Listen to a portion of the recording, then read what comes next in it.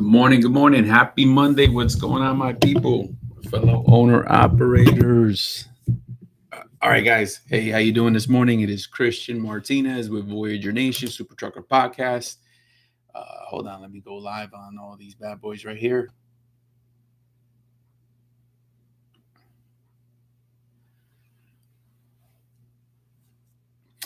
All right, good morning. It is Christian with Super Trucker Podcast, Voyager Nation, coming to you live.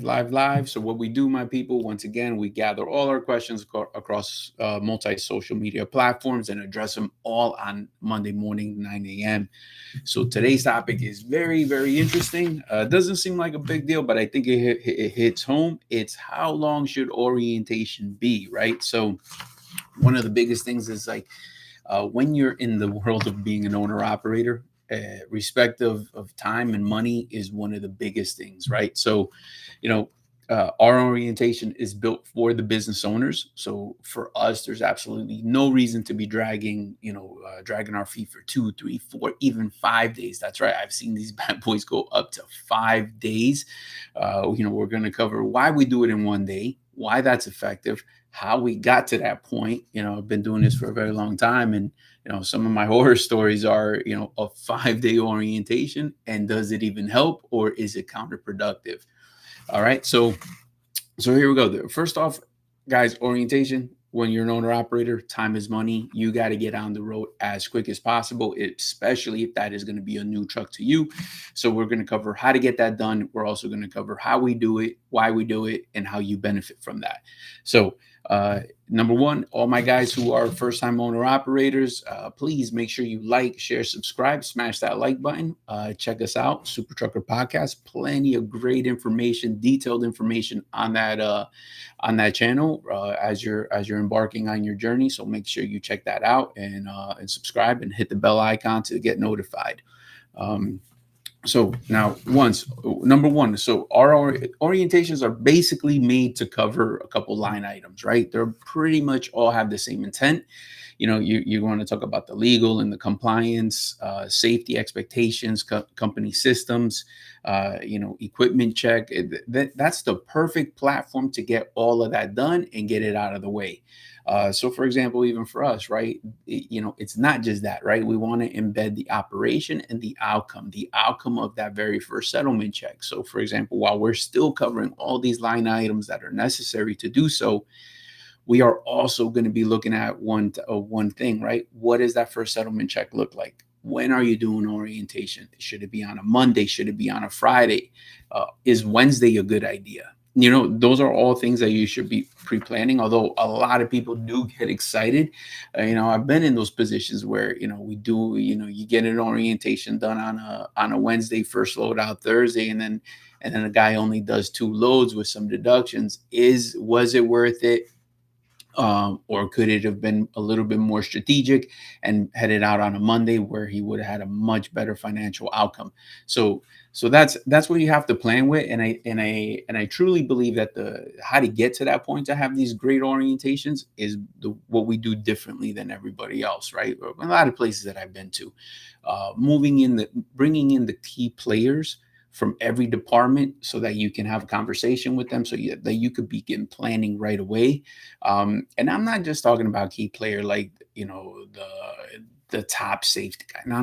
What we're talking about is the people that are in the trenches on a daily basis. So, for example, if the billing comes in, the billing that you're talking to is going to be the actual billing people that are doing your paperwork on a daily basis. The people that you work with constantly, not somebody you're never going to see again. It's going to be somebody that is going to help you address all of your issues throughout your time with us. All right. So give me 1 second here. All right, cool. Sorry about that. All right. So, every extra day sitting in orientation, you're not making money. So we got to understand that. That's number one. The 1 day process allows you to get back on the road immediately. And so the reason I'm saying that is because our guys have to have 2 years experience to come to the table. And chances are a lot of places you have one. So if you already have that industry knowledge, what is actually taking so long? Orientation is not a driving school. orientation is it's already there. There should be already an understanding of trucking, especially if in our case you got to get 2 years to get to the benchmark, right? Or rather to onboard. So you've been vetted, you've been you've been doing all that. So we're not here to teach trucking. We're just here to teach safety, how the pay is going to work, the dispatch. There's going to be no long lectures. It's quick, swift, and effective information. So my people, if you have not experienced that type of orientation, you just might be in the wrong place. I think it's also serves as kind of a window to look into the organization to see how they actually operate. Is it chaotic? Is it is it a little not chaotic? Do they have control of the orientation? Is there a plan, or is it kind of this free flowing thing that really may not even have an end? So that's important to check out, right?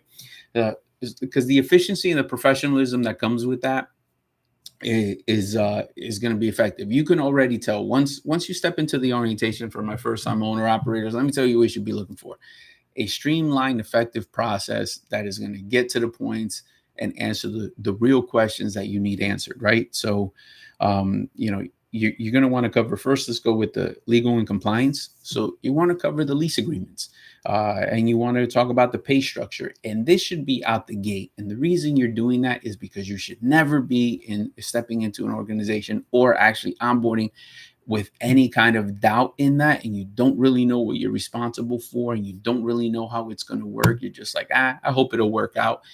That's not the good place to be. You want to be able to know exactly what your pay structure looks like, so that there's no surprises. So when the dispatchers are offering you the work, you know exactly how to handle all of that. Again, transparency is everything. Everything about truck. That carrier has to be able to offer you that transparency in order for you to have that great opportunity to be successful.